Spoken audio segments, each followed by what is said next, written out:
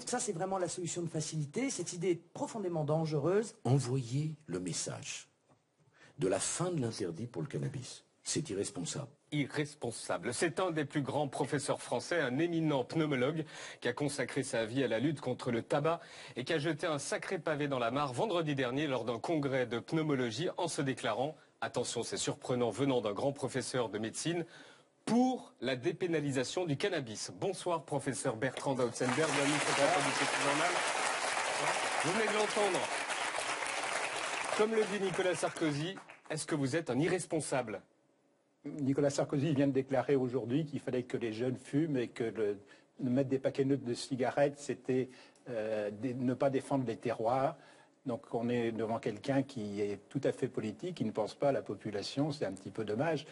Pour l'instant, moi je veux dépénaliser le cannabis, non pas pour qu'il y en ait plus, mais pour qu'il y en ait moins et qu'il soit moins dangereux. On réduit les risques, on réduit la consommation en dépénalisant. On va en parler. Juste avant, on va parler beaucoup de cannabis, mais c'est compliqué à la télévision. Vous savez que si on donne une image positive, le directeur de Canal+ va être immédiatement convoqué au CSA. Par exemple, si là, je demande ici au public présent s'il a déjà fumé un joint, je prends le risque que 100% du public dise oui.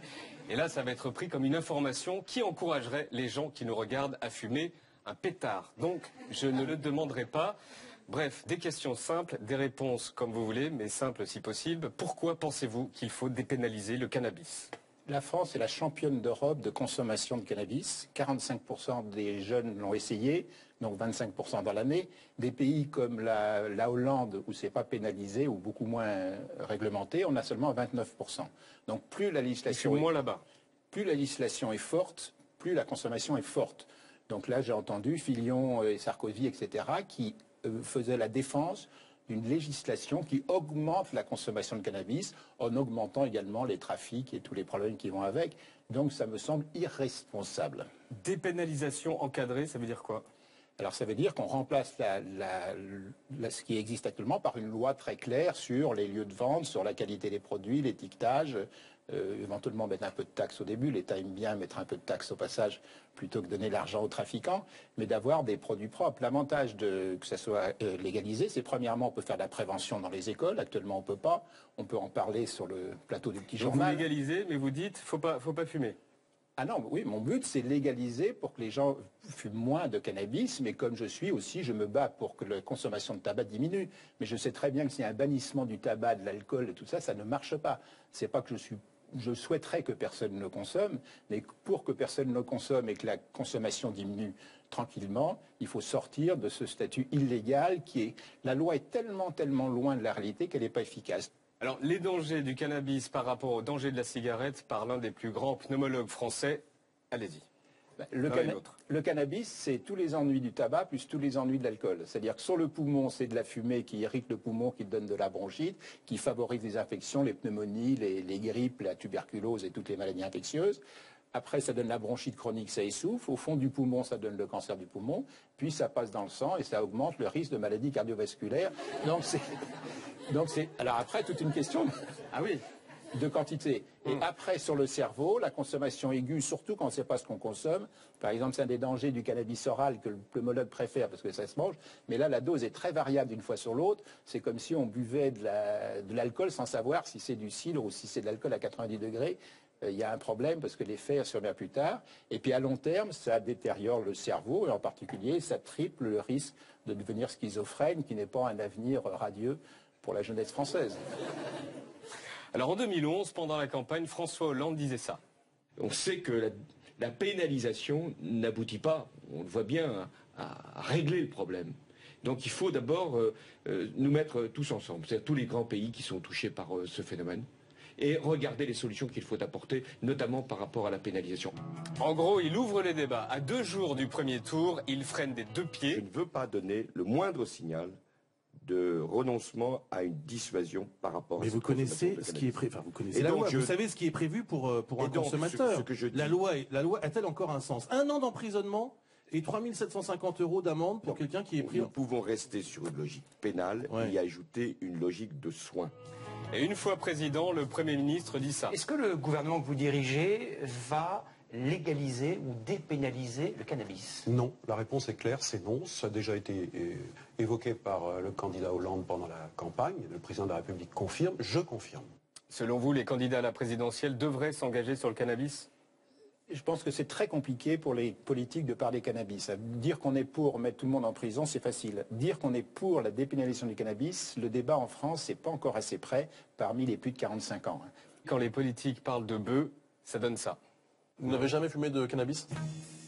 Alors déjà, ils répondent presque tous Vous avez ça. jamais fumé? Je n'ai jamais fumé. Non, pas du tout. Jamais. Jamais. Eh bien, écoutez, je vais vous surprendre. Non. Non, jamais. Jamais. C'est ça le plus drôle. Jamais.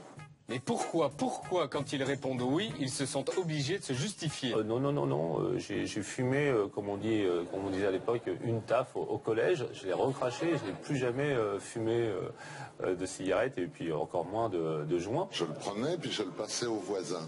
Vous avez fumé du cannabis ou déjà? Non, jamais. Ça m'est arrivé d'avoir fumé peut-être une fois, mais attention. Non, oui. Bon, est-ce qu'on peut revoir le moment où Valls se rend compte qu'il a avoué avoir fumé? Vous avez fumé du cannabis ou déjà? Non, jamais. Et il se rend directement compte qu'il ne peut pas le dire. Ça m'est arrivé d'avoir fumé peut-être une fois, mais attention. Et notre préféré, Jean-François Copé, a-t-il déjà fumé un joint? Moi? Jamais de ma vie. Plaisantez ou quoi? Jamais. Lui? Mais non! Pourquoi les politiques deviennent-ils tous aussi bêtes qu'un mec qui aurait trop fumé quand il parle de cannabis? C'est très très compliqué pour un politique de dire ce qu'il pense. Il y a un des prédécesseurs, Schwarzenberg, qui était un cancérologue qui, avant d'être ministre de la Santé, disait qu'il était pour le cannabis. Il est devenu ministre de la Santé, il l'a dit, 7 jours après, il était viré.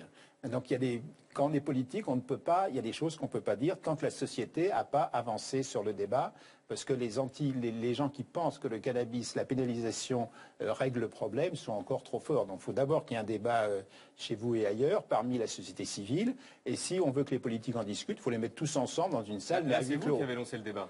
On a lancé le débat, oui. Moi, je ne vais pas me présenter à aucune élection. Votre voix, elle compte. Non, mais je lance le débat parce que ça m'énerve de voir les jeunes qui fument autant de cannabis, du cannabis qui est le plus mauvais cannabis du monde. C'est-à-dire en France, on fume des joints avec du tabac, alors qu'aux États-Unis, dans le Colorado, etc., il y a beaucoup de...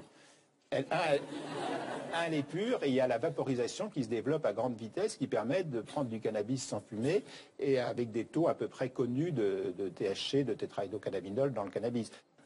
Vous ne quitterez pas ce plateau sans que je vous pose la question suivante. Non.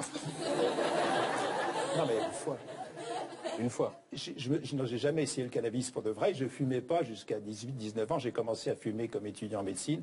Et quand j'étais économe... Vous n'avez pas essayé en tant que pneumologue? Non, je n'ai pas essayé. Pour voir les effets, pour... Non, je vous promets, mais c'est pas... je veux dire, on peut soigner les sidéens sans avoir le sida. On peut soigner les boiteux sans boiter et parler du cannabis sans avoir essayé un joint. Merci, professeur. Je peux vous appeler professeur? En tout cas, Bertrand Wotzenberg d'être venu sur Place du Journal. À bientôt. Le feuilleton Journal versus Raoul Castro.